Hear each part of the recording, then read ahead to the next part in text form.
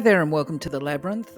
Today we're going to continue on with the numbers on the birth chart, and we're going to look at the implications of 6 on the birth chart.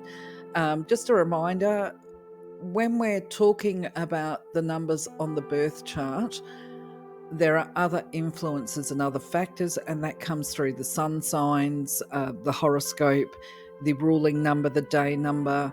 A person is not restricted totally to what appears on the birth chart, and it's very, very important to understand this and know this. So if you were doing your own numerology report, you would put together all the information that actually I've put up on the numerology channel.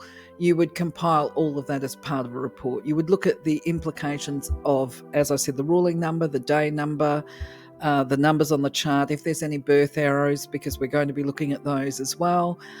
We would be looking at isolated numbers, absent numbers, and certainly name numerology. So anyway, without further ado, let's take a look at what number 6 means on the chart, or what it can infer as part of the person's personality. So as you can see, by looking at this birth chart, the number 6 is actually centered on what we call the mind plane, the conscious self. And it's middled there, if you like. It's in the middle line, so it's centered directly on that conscious self plane. It represents both creativity and the opposing force of creativity, which is destruction. So, of course, when we talk about being centered on the mind plane, we're talking about an integration here of the left and the right brain, and also an integration of the mind and feeling planes. So while it does represent creativity, as I say, there's this polar effect of destructivity as well. Unless the person, or unless the 6 is enabled to express itself, it can be associated with anxiety, worry, stress, and depression. So the other reminder too with the number 6 is that this form of creativity and destructivity can only happen when we're in the human form. Okay, so as I said, it references in the upright version a level of intellectual balance, okay, and it brings choices with it. People with 1-6 on the charts, they're going to actually know that, at least on a conscious level, that there are choices for them and that they can choose wisely or unwisely. And the problem, if there is a problem, is that they can actually become burdened by responsibility. I would even say, as far as that, where there's a singular 6 on the birth chart, these people may actually consciously make a choice that they know is not in their best interests, but they're likely to do it because they feel that it's in the best interests of somebody that they love. So, of course, that's not advisable. We'll go into that a little bit more as we talk about the individual relevance on charts and what that actually looks like. But the 6 is actually quite aware that it's through their decision making and choices that they are able to create the environment that they seek, which is for peace. But as I say, because it's got this counterbalance of destructivity, they will also no doubt recognise that when their life is not peaceful, that is largely due to the decisions that they've made, and it will remind them to be wise in their choices. But sometimes it can actually, I'm being a bit oblique here. This is because I actually know this number quite well, from a personal perspective. They may feel that they've got limited options, but they still recognise and take responsibility for their choices and decisions, even though it may have led to undesirable circumstances. So there is this consciousness, intellectualising, if you like, around the choices. And obviously, yes, when there is the lack of being able to express in the positive way, it can actually become quite destructive for the person with the 6 on their chart. So let's get into the detail of it. For example, a person with 1-6 on their chart, they're generally quite home-loving, and their creativity is expressed within the home environment.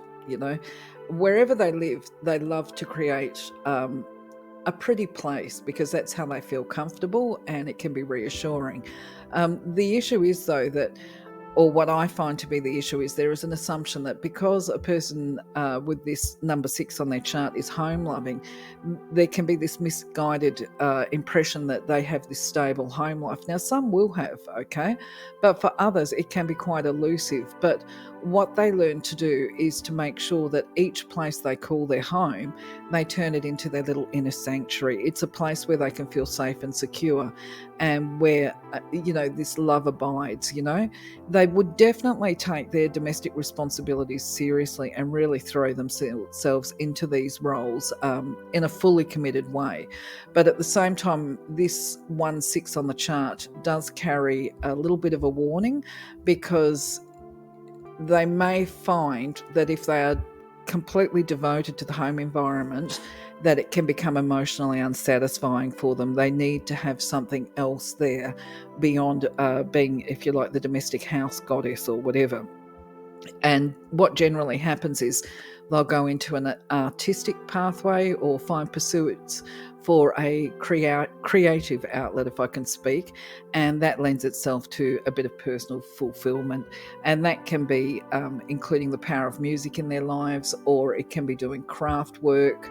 It can even be doing gardening, developing a gardening, something that allows them to express beauty in positive ways. They'll find themselves doing that kind of activity. So where there's 2 6s on the chart, there is this double creative challenge. And I think it's important for people to understand that when we talk about a creative challenge, we're talking about emotional release. So the only way this creative challenge occurs is actually by throwing emotional curveballs at the person so that they can actually rise above them. So anyway, in some ways, the 6 can be a little bit of a handicap, because they've got to rise to this challenge. They've got to learn to express their artistic capacities. And this could be influenced, well, it would be influenced by things such as their ruling number and whatever karmic lessons apply to them. Now, of course, a full numerology chart is going to show what the karmic lessons are. So people that are less aware might find themselves really struggling, if I can speak today, goodness me, really struggling with worries and stress, and potentially even anxiety and nervous conditions. And for this reason, it's really important for them to tap into these artistic and creative pursuits, because that will help them to moderate and balance their emotions. What else? The reality too, of course, is where there's emotional turmoil and imbalance, it does have capacity to negatively impact on relationships. So once again, I say, look, the advice for working with these creative challenges is actually to do the creativity, to find that outlet. The people with the 2s or the 2 6s on their charts, they don't respond well to intimidation or force, by the way. It's just going to exacerbate any stress and anxieties. So if you've got a child with 2 6s, you're better off just trying to guide them with love and kindness into these creative releases. Also, these people will need a little bit more rest than others, because they have a lot of nervous energy within them, and this is another reason why you would direct them into the creative pursuits, so that they can invest that emotional energy into productive outcomes, I guess. But the other thing is too that, yes, they will need to have a decent amount of sleep as well, as part of recharging themselves psychologically. So for the person with the 3 6s on the birth chart, I mean, obviously this is a lot of stuff going on the mind plane. And so you would see greater worry, stress and anxiety than even on the 2 6s, and this definitely has the capacity to impact upon the domestic situation. Women who have the 3 6s they may experience some really heightened suffering because they live with social exclusion or isolation. And let's not forget that, by the way, they probably have made this choice themselves consciously. This will be a decision that they've made, that they're the primary influence for their children or their husband or whatever. So this is a decision that they make, but they struggle to live with, because I do believe that where the 3/6s are, they are aware that they actually can change their approach, but they potentially will feel conflicted because they will feel that they're being selfish, or not a good mother or not a good wife by taking care of their own self-needs. So they can become a little bit fanatical and obsessive in their roles as the mother or wife. And in fact, smother love would be a term that these family members might use towards the mother that's got this 3/6s. So they can really allow themselves to be consumed by their perception of what their family responsibilities are. And this can come at the cost of their creative abilities, and they remain latent and dormant. And then what translates over to the family is it becomes a space of emotional dysfunction and dysregulation. And they can become very overprotective of their children, and a fear of being abandoned by them once those children have grown up. And this is actually quite often what does drive the children away from the family home if the smother love is not addressed and checked. So they really would be encouraged to take special care to ensure that their lives remain balanced and to remain psychologically stable, and to give themselves the rest that they need, to watch and monitor their diet. And the interesting factor too, I'm not sure that parents would want to know this. Quite often, people with 3/6s actually experience childhood abuse. So that could be verbal abuse, it could be physical abuse. If you're a parent of a child and you've got an abusive partner, you actually might want to take that into consideration, because these children need a lot of love when they're growing up. So 4/6s on a birth chart is really rare, and thank God for that. Okay, I say thank God for that. The next time it's going to occur is going to be on the 26th of June in 2066, and it's a particularly heavy burden for the person, because there's where the 3/6s shows this obviously emotional reactive aspect because of the heightened sensitivity. This is compounded for people with 4/6s. But at the same time, on the positive aspect, there is a huge potential for creative ability, because if they can throw those emotional sensitivities into the construction of art and beauty, the outcomes will just be absolutely amazing.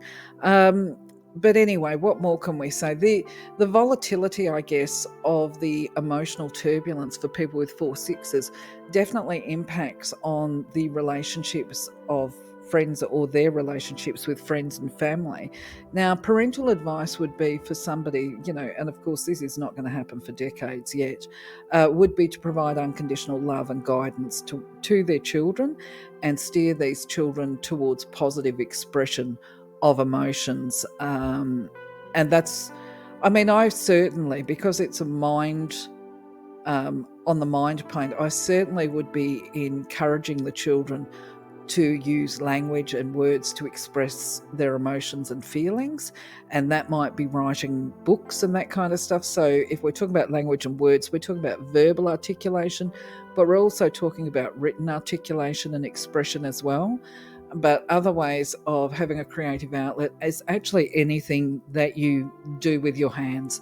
It could be painting, sculpting, it could be pottery, you know what I mean? Anything that gives them almost fairly rapid paced gratification, shall we say, where they can throw themselves into this activity and then step back from it and review their progress. Because when a person's doing an artistic activity, it takes them into that space of calm. They're able to focus, get into the piece, and then they can step back, look at where they're going and see what changes they want to make. So this is probably why creativity is so important for somebody with a 6 on their birth chart.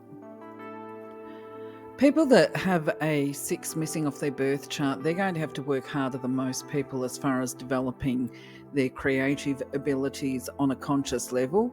If they've got a number 3 somewhere on the chart, though, as in this particular chart, it's not going to be quite as difficult for them, the lack of the 6.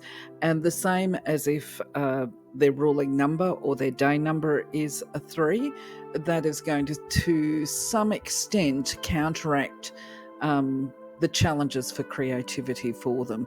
So either way, if they don't have a 3, they would be advised or encouraged to really ensure that they work with creativity as part of developing their individuality. Because remember, creativity is not just restricted to the things that we can do with our hands and minds, as in producing a product, be it a book or artwork or whatever.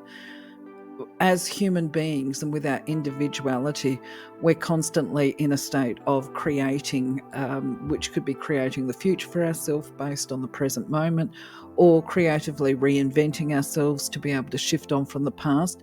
These are all ways that we would employ creativity, but if a person's got that missing 6, it's going to be harder for them to actually tap into these abilities.